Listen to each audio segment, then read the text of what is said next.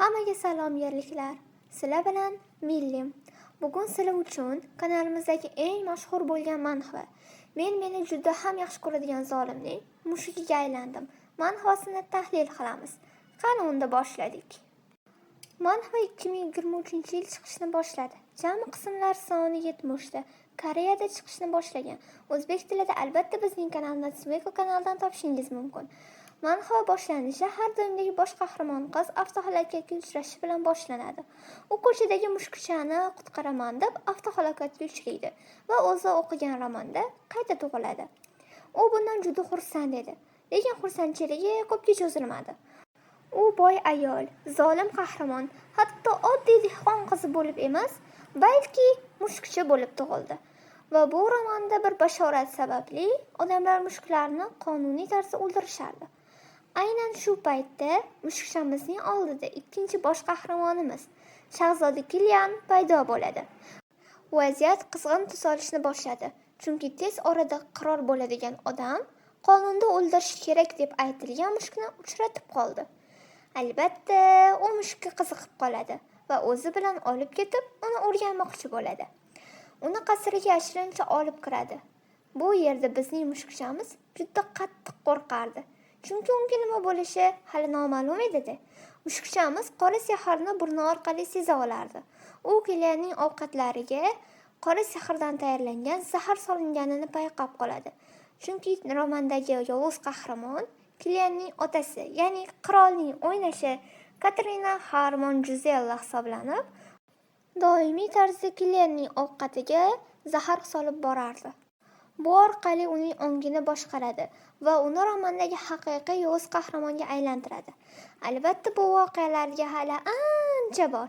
Mushukchamiz esa bu voqealarning oldini olishni va shahzodaning sevimli mushugiga aylanishni xohlab qoladi. Ammo tunda shunday voqea yuz beradiki, uning xohishi hech qachon amalga oshmaydi. Ular uxlashga yotishganida Kilian bir voqeaning guvohi bo'lib qoladi. Mushukchamiz uxlaganida inson holatiga kirib qoladi. Ammo o'zi bu haqida hali beri bilmaydi. Kilian mushukchamiz haqida ko'proq ma'lumot olish uchun sehrgarlar oldiga boradi. Bu davlatda sehrga katta cheklov qo'yilgan.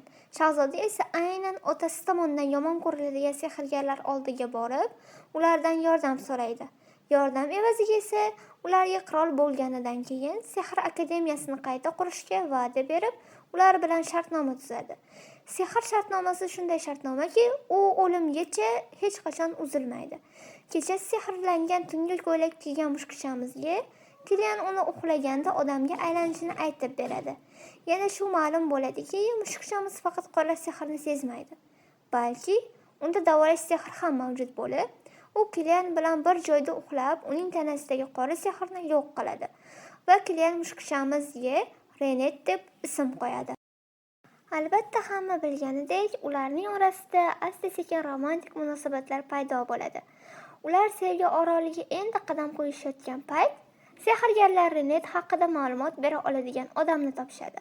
Ya'ni Sanova ruhoniysining davomchisi, avlodi hisoblanadi va u orqali Renet uyg'oq paytda ham odamga aylana oladi. Lekin bu uzoqqa cho'zilmadi. U yana tezda mushuk holiga qaytib qoldi.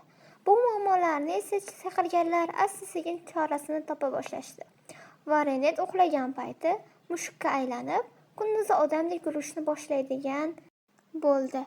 Bu voqealar orasida Renetning onasi borligi ma'lum bo'ladi. Onasining gaplariga ko'ra, ularning oilasi la'natlangan va ular har qizil oy chiqqanda 100 yilda bir homilador bo'lishadi.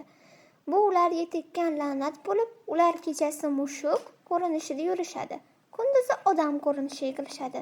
Kilian bashorat haqida ko'proq ma'lumot topish uchun saroy kutubxonasiga yashirin tarzda kiradi va u yerda ruhoniy Sanovaning Renetga qoldirgan xabarini topishadi.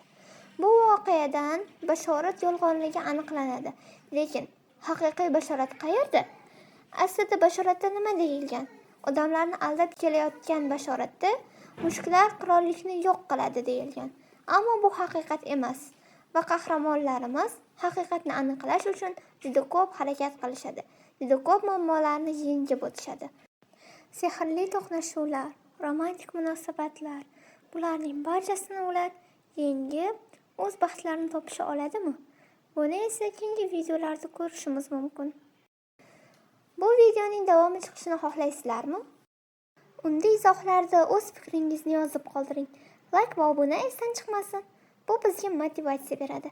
Ha, aytgancha, bu manhani Telegram kanalimizdan topishingiz mumkin. Tez orada yakunlanadi.